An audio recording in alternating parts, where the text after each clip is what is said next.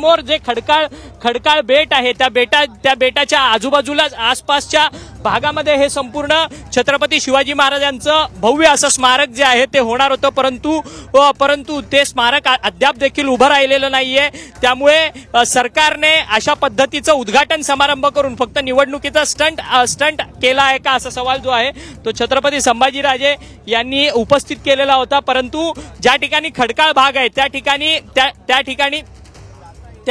ठिकाणी बोट जाऊ शकत नसल्यामुळे त्या संपूर्ण खडकाळ परिसराच्या परिघामध्येच संपूर्ण बोटी ज्या आहेत त्या आता सध्या फिरताना पाहायला मिळतात। छत्रपती संभाजीराजे हे स्पीड बोटने संपूर्ण या भागातला दौरा करतात आहेत आणि स्मारक शोधण्याचं काम त्यांच्याकडनं सुरू आहे।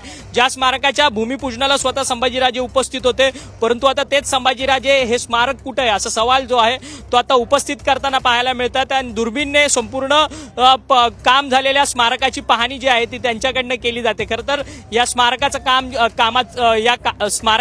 जे आहे ते करण्याचं काम जे आहे ते L&T कंपनीला देण्यात आलेलं होतं, परंतु अनेक ह्या सगळ्या स्मारकाच्या संदर्भात न्यायालयीन प्रक्रियेमध्ये ही प्रकरण अटकल्यामुळे या स्मारकाचं काम जे आहे ते होऊ शकलेलं नव्हतं। परंतु आपण पाहू शकतो की ज्या ठिकाणी छत्रपती शिवाजी महाराजांचा स्मारकाचं काम प्रस्तावित होतं त्या ठिकाणाहून छत्रपती संभाजीराजे यांनी आता दौरा केलेला आहे आणि सर्वच ठिकाणी आता छत्रपती संभाजीराजे जे आहेत ते दुर्बिणीने आता या संपूर्ण स्मारकाचा शोध घेताना पाहायला मिळतात। दुसरीकडे या सरकारच्या विरोधात महायुती सरकारच्या विरोधातली घोषणाबाजी जी आहे ती स्वराज्य पक्षाच्या संघटनेच्या पदाधिकाऱ्यांकडनं घोषणा ज्या आहेत ते देताना पाहायला मिळत आहेत आणि संभाजीराजे जे आहेत ते सध्या आता दुर्बिणीद्वारे या संपूर्ण स्मारकाची पाहणी सध्या पाहायला मिळतात। परंतु आता या सगळ्या पाहणी दौऱ्यानंतर छत्रपती संभाजीराजे यांचा या पुढील गोष्टींवरती काय स्टँड असणार आहे हे देखील पाहणं तितकंच महत्त्वाचं ठरणार आहे। व्हिडिओ जर्नलिस्ट सिद्धेश नाईकसह अक्षय मंकणे, TV9 मराठी, मुंबई। ही दृश्य आपण पाहतोय, संभाजीराजे छत्रपती हाती दुर्बीण घेत स्पीड बोटनं पाहणी दौऱ्यासाठी निघालेले आहेत। हाती दुर्बीण आहे त्यांच्या, या संपूर्ण परिसराची पाहणी करतायत। जलपूजन ज्या ठिकाणी झालेलं होतं त्याच्या जवळ जाण्याचा प्रयत्न संभाजीराजेंचा असणार आहे। केंद्रात तुमचं सरकार आहे, राज्यात तुमचं सरकार आहे, जलपूजनासाठी पंतप्रधान आलेले होते, मग अजूनही स्मारक का उभं राहिलेलं नाहीये असा सवालच संभाजीराजे छत्रपतींनी विधानसभा निवडणुकीच्या तोंडावरच उपस्थित केलेला आहे। जलपूजन झालेलं होतं, मग जलपूजनासाठी किंवा या स्मारकासाठी जर परवानग्या नव्हत्या तर मग जलपूजनासाठी पंतप्रधान मोदी आलेच कसे असा थेट सवाल संभाजीराजे छत्रपतींनी केलेला आहे। अरबी समुद्रातलं हे स्मारक जर होत नसेल तर त्यासाठी जे कोट्यवधींचा खर्च करण्यात आला, त्याचं जलपूजनाच्या त्या संपूर्ण पाहणीसाठी तो खर्च करण्यात आला, जलपूजन झालं, त्या कार्यक्रमासाठी खर्च झाला, त्याच्यासाठी निधीची तरतूद झाली, मग या सगळ्या खर्चाचं काय आणि मग जी तरतूद करण्यात आलेली आहे ती तरतूद मग आता गड किल्ल्यांसाठी का वापरली जात नाहीये असाही सवाल संभाजीराजेंनी विचारलेला आहे। ही दृश्य आपण पाहतोय, संभाजीराजे छत्रपती हे चलो मुंबई म्हणत या स्मारकाच्या शोधासाठी आपण जाऊया असं कार्यकर्त्यांना त्यांनी आवाहन केलेलं होतं। त्यानुसार शेकडो कार्यकर्त्यांसह संभाजीराजे छत्रपती हे मुंबईकडे येण्यासाठी निघालेले होते आणि तेव्हापासूनच गेटवे ऑफ इंडियाच्या परिसरात पोलीस बंदोबस्त वाढवण्यात आलेला होता।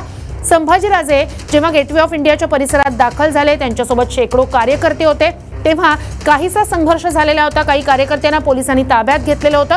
मात्र आम्हाला पोलिसांशी सामना करायचा नाहीये, आंदोलन करायचं नाहीये, कायदा सुव्यवस्था हातात घ्यायची नाहीये असं म्हणत संभाजीराजेंनी पोलिसांशी संवाद साधला, चर्चा केली, त्या चर्चेतून मार्ग निघाला।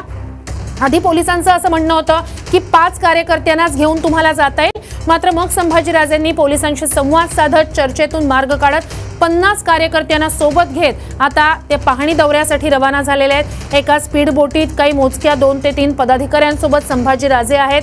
2 वेगळ्या बोटी आहेत, स्वतंत्र 2 वेगळ्या बोटी आहेत, त्यातल्या एका बोटीमध्ये त्यांचे सगळे 50 कार्यकर्ते असणार आहेत, दुसऱ्या बोटीमध्ये माध्यमकर्मी आणि काही पोलीस कर्मचारी असणार आहेत जे या अरबी समुद्रात ज्या ठिकाणी शिवस्मारक उभं राहणार होतं तो संपूर्ण परिसर जो एक खडकाळ जागा आहे त्या ठिकाणी पाहणीसाठी निघालेले आहेत। ही दृश्य आपण पाहतोय, जलपूजन 2016 मध्ये झालेलं होतं, सरदार पटेलांचं स्मारक उभं राहत आहे, मग शिवस्मारक का उभं राहिलं नाही, 8 वर्ष शिवस्मारक उभं राहण्यासाठी का लागली असा थेट सवाल संभाजीराजे छत्रपतींनी मोदींना केलेला आहे, राज्य सरकारला केलेला आहे। खरं तर नुकतंच त्यांच्या स्वराज्य या पक्षाला अधिकृत अशी पक्षाची मान्यता मिळालेली आहे। चिन्ह मिळालेलं आहे आणि त्यानंतरच एक पहिली मोहीम त्यांनी सरकार विरोधात विधानसभा निवडणुकीच्या तोंडावर हाती घेतली आहे असं म्हणता येऊ शकतं. कृष्णा, दृश्य आपण पाहतोय मगासपासून साधारणतः 5 ते 10 मिनिटं झालेली आहेत. ही स्पीडबोट आणि इतर बोटी एकाच ठिकाणी थांबलेल्या आहेत. काय नेमकं? श्रुती, आपण पाहतो की बोटी हळूहळू पुढे सरकत आहेत आणि दुर्बिणीच्या माध्यमातून स्मारकाचा शोध घेण्याचा प्रयत्न संभाजीराजे छत्रपती करतायत. स्मारकाचं कामच सुरू झालं नाही तर अशा पद्धतीने स्मारक कुठे शोधू असा सुद्धा त्यांना एक प्रश्न पडलेला आहे. कारण 2016 पासून जलपूजन झाल्यानंतर अनेक ज्या काही परवानग्या होत्या त्या रखडलेल्या आहेत. न्यायालयीन लढा सुरू आहे आणि त्यामुळे स्मारकाचं काम सुरूच झालेलं नाही. आणि अशाच आता विधानसभेच्या तोंडावरती स्वराज्य पक्षाच्या आणि अरबी समुद्रावर